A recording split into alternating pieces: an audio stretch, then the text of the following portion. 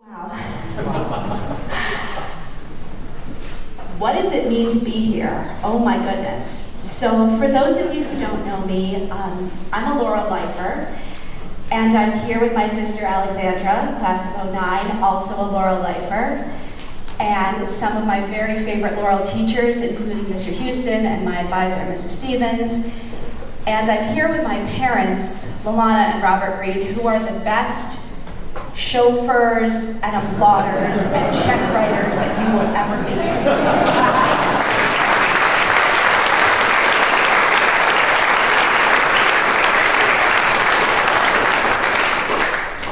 And I've known and loved a lot of musical organizations over my time, but at the end of the day, it all comes back to two.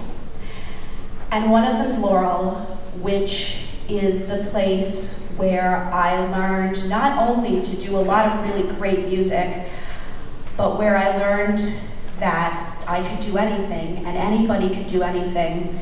And even in one of the last great male-dominated fields that I belonged. And we all learned that we belonged in whatever that we were doing, and I didn't realize just how big of a deal that was at the time, but it is.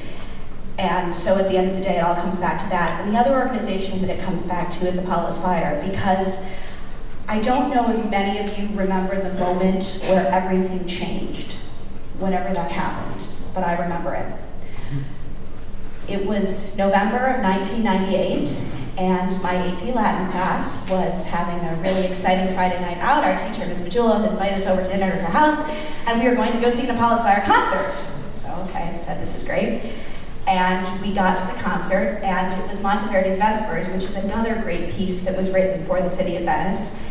And for those of you who are familiar with this piece, it begins with this giant explosion of sound and color and instruments and wonderful D major.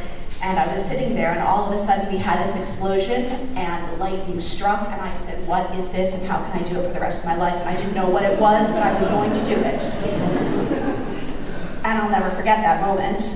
And then I came home and I said, how am I going to do this? And as a Laurel girl, we learn to dream and dare and do. So I called up Jeanette and I said, how can I do this? And she said, come over to my house and I'll teach you how to conduct.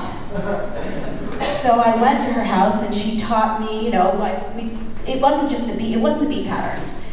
She taught me how to think like a conductor, to be a leader, to anticipate, to know what people need before they know they need it, to know the music in a very, very different way than I did as a performer.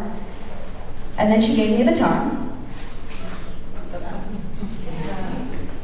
And then the next year I was singing with them and with some of the most world-class musicians you'll ever meet, and they were kind and they were inspiring and they treated me like I belonged at the table.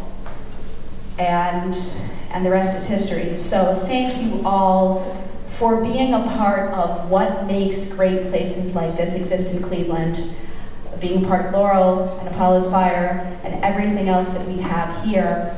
Now, as I'm teaching, I take students and I say, get in front of the ensemble. I said, you belong here, learn how to get in the driver's seat. And I wouldn't be doing any of that without everything that everybody here has done for me. So thank you all very much. Enjoy the rest of the evening.